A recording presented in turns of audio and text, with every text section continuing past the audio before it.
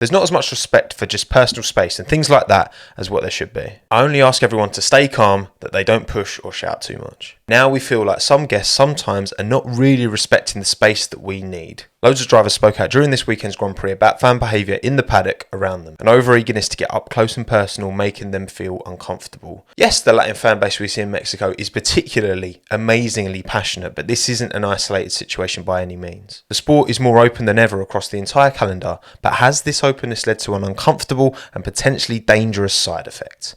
Let's talk about it.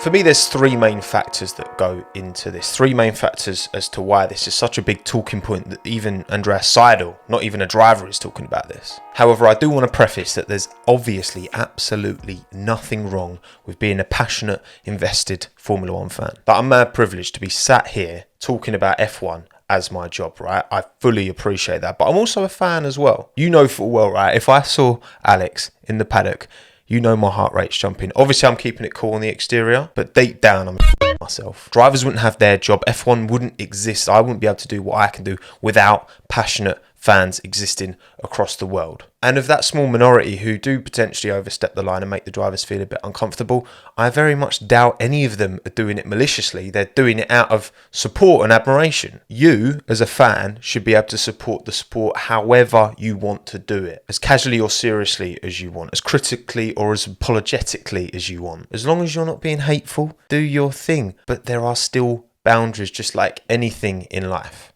Point 1. More access than ever before. Since Liberty Media took the reins of Formula One in 2017, the F1 paddock has become a infinitely more accessible place to be as a fan. F1 Experiences offer packages for fans, not cheap by any means, but available nonetheless to get into the paddock and experience that intimate environment that used to be reserved for the most famous of celebrities. It's a cool experience for a fan, and it must generate an absolute boat ton of income for Formula One. I mean, right now, if I wanted a 3-day pass in the paddock for Abu Dhabi, the season finale this year, just for me, we're talking over £12,000.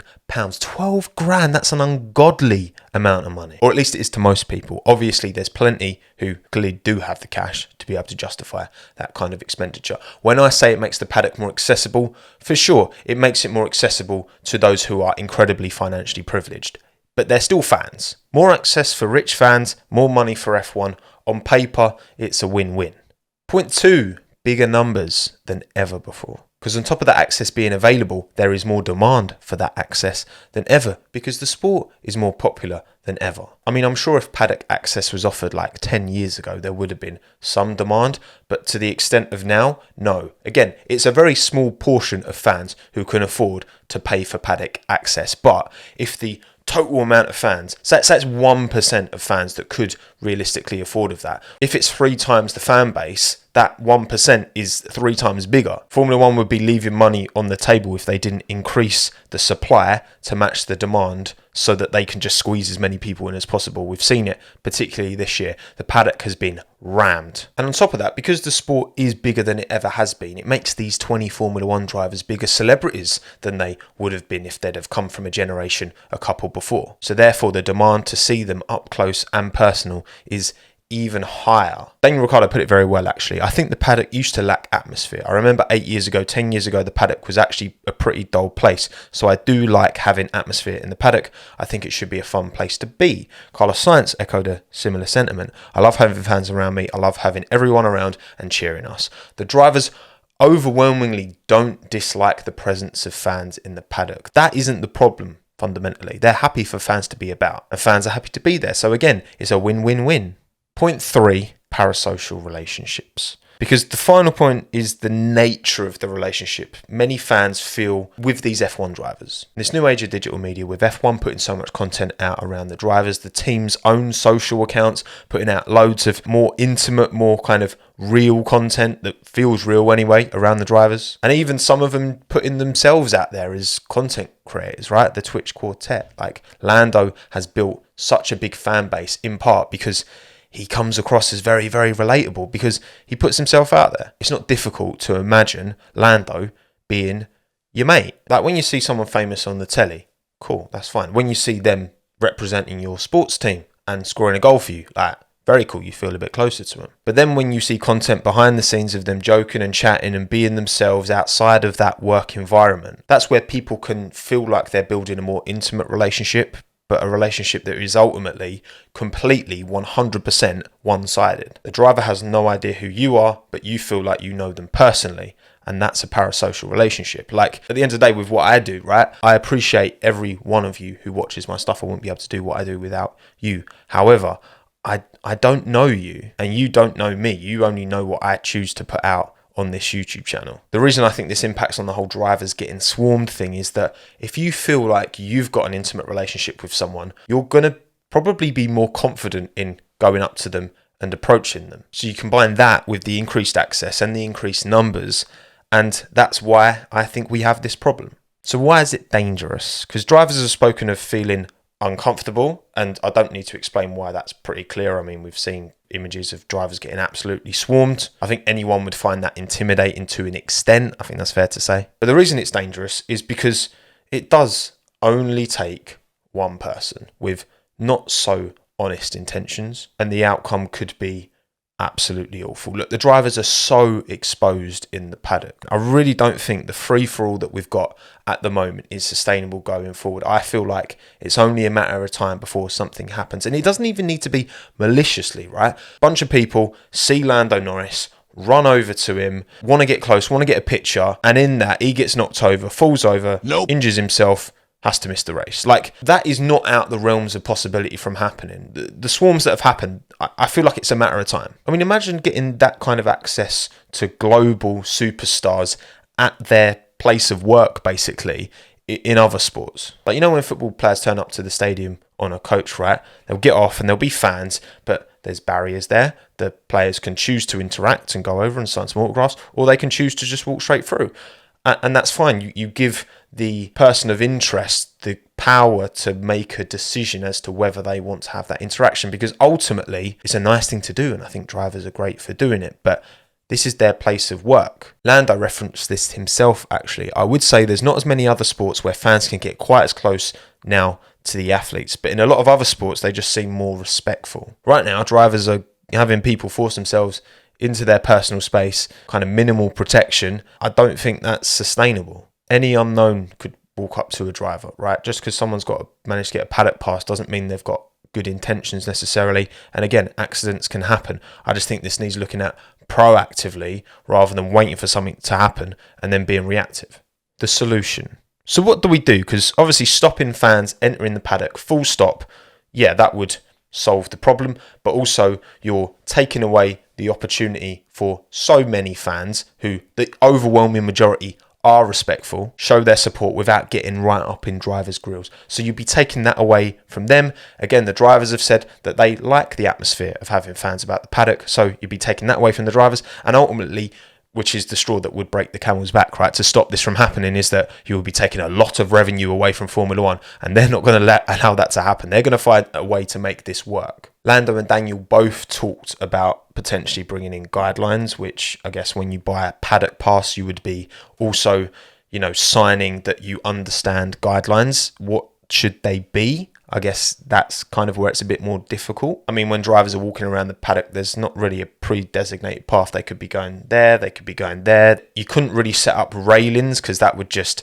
kind of spoil the openness of the paddock. Again, drivers wouldn't be able to move as freely. Maybe it's, you can't approach drivers during certain times because there's certain times where things are more intense because it's a run up to qualifying or the race, and that could be kind of pre-designated, no approaching drivers between this time, that time. Maybe if a driver is happy to be approached, they can give some kind of signal, or they can, I don't know, do something, wear a bloody neon headband, I don't know. So then people know, okay, I am approachable, you can come to me, and if I'm not wearing my neon headband, just give me some distance, please. Honestly, I'm not too sure, but I would be really interested to hear your suggestions in the comments below. Can we come up with our own Tommo endorsed guidelines to submit to Stefano? Between me and you wonderful people, we'll sort this one out, I'm sure. I did already ask some of your thoughts on YouTube community, actually, before scripting this one. So make sure you sub to the channel and you like this video, because then you can get involved down the line, and hit notification bell as well. Don't forget that one. Now, Nick made a good point. Drivers are professionals and the paddock is their workplace. Like, we even see this with Brundle when he's doing the grid walk before the race. Drivers clearly aren't as open to having a little chat, having a little conversation with Martin, because most of them are in the zone. They don't want to be distracted. They're already in their preparation phase for that race, and that's completely fine. So you can't expect to approach a driver on a Sunday half an hour before the race is about to start and expect a positive interaction. I just think that's too much to ask. On a Friday, way before practice has started, sure. Luciano says, especially for instances where fans are touching or grabbing. 100,000,000%. You cannot be laying hands on someone you've just run up to try and get a picture. That is way over the line. I mean, if you catch a driver in the wrong mood, that could lead to some nasty confrontation. And also, and this is something Lando mentioned as well, that when it's kids, I think drivers are typically much more, because kids are kids, right? But I think also we do see some adults just conducting themselves in some mad ways. This entitlement that you're going to run up, like barge in, like, come on, show, give me a picture. No attempt to have any kind of human interaction, just getting the picture for some clout and then buggering off. Like, come on, we can do better than that. And Nebula has a really good point too. Nowadays, it's too dangerous to let Joe Schmo anywhere near complex machines or important people. Because, yeah, we've been talking about the drivers and, you know, anyone of any kind of, I'm sure, you know, Ted Gravitz gets mobbed, maybe by angry Red Bull fans, or JB or Mika Hakkinen, or anyone of note who's walking around the paddock, right? Obviously, the drivers are the main focus, but there are the cars as well. Like, I was lucky enough in Miami to be able to go into the paddock and have a look around the Mercedes garage, and it's sick. And it's kind of crazy that you've got this, you know, space grade machine being worked on there, and then you've just got randoms just wandering around. Like, it only takes one, because you can get drunk at a Grand Prix if you really want to. You can definitely get drunk at a Grand Prix. There is no shortage of booze. It takes, you know, Big Dave to do a dive bomb into the Aston Martin side pod. Again, it ruins it for everyone. Like, behaviour's been good mostly up until this stage. However, as the sport gets bigger and a broader group of different type of people comes in the paddock, it's only a matter of time before something happens. Again, this is my whole point around this. I feel like we should be proactively looking at this, not waiting for something to happen and then being like, okay, what do we do now? Look, I'll end this by saying one thing. If you get the opportunity to get into the paddock and have an interaction with the driver, think twice about just getting your phone out and trying to get that picture. Try and have an actual human interaction, because I promise you will remember that. You will hold on to that way more than some blurry picture you got half sprinting to keep up with Max Verstappen or whoever. My voice is gone. Daniel Ricciardo said it himself. If everyone just says please and thank you and shows a little bit of respect, then we'll keep obviously giving that in return. I do catch myself calling people out way too often for not saying please or thank you. They just run up, don't say a word, do what they have to do, and then go. Look, these drivers are real people, and it's one of the most intense work environments, and ultimately they're doing it all for our entertainment, so let's just give them the respect they deserve. If you want to read more on this and all the quotes that the drivers gave, there's a really good article from Autosport written by Adam Cooper. I've linked that in the description below. Well worth a read if you're interested. My name's Tommo. Thanks again. Have a good one. Ta-da.